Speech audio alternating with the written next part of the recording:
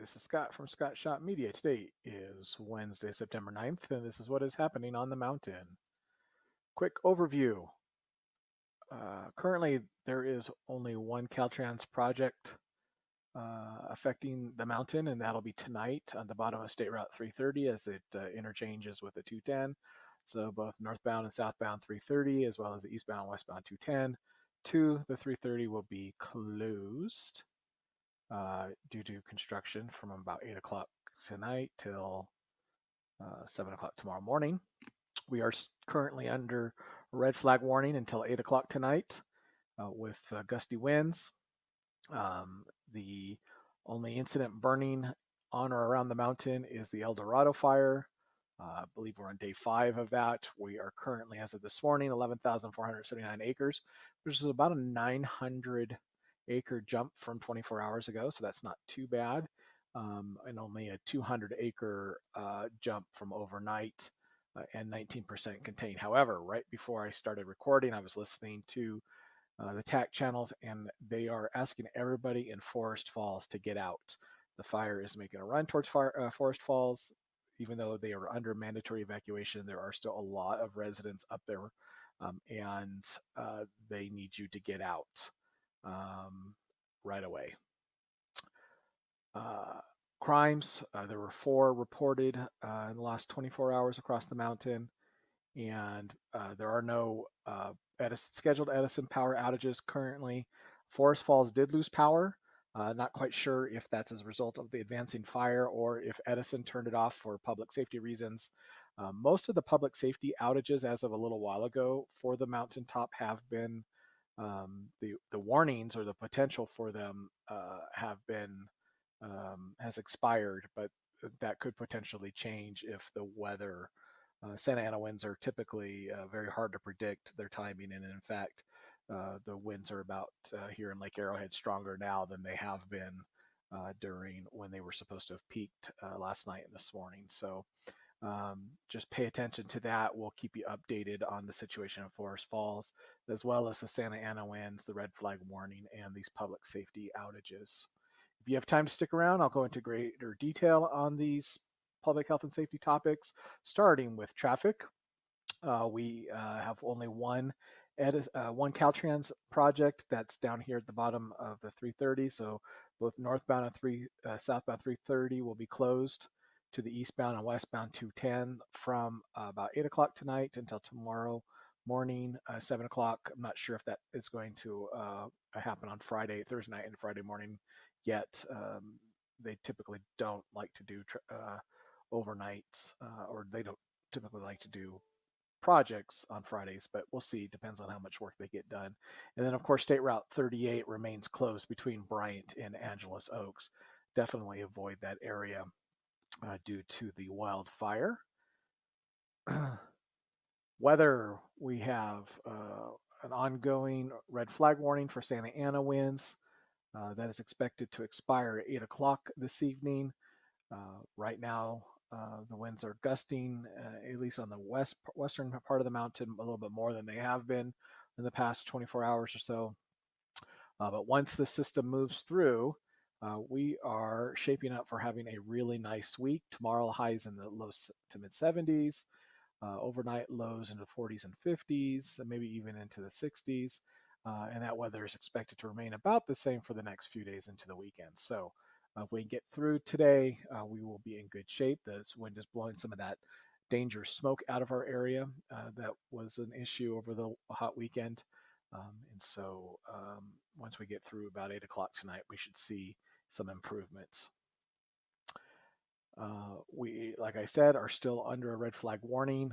It's a moderate Santa Ana event.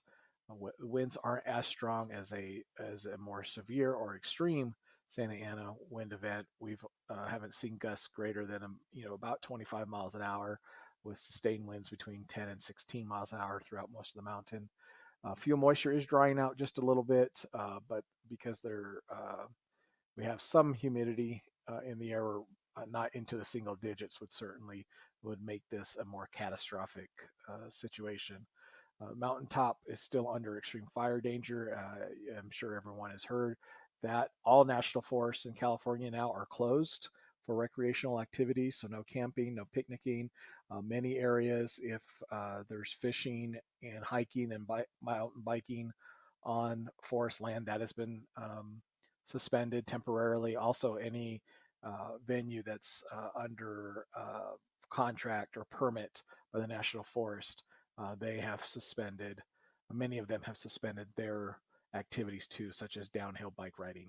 So pay attention to those if you have any plans to go to Snow Valley or Snow Summit, Bear Mountain. Check with the resorts before you get there.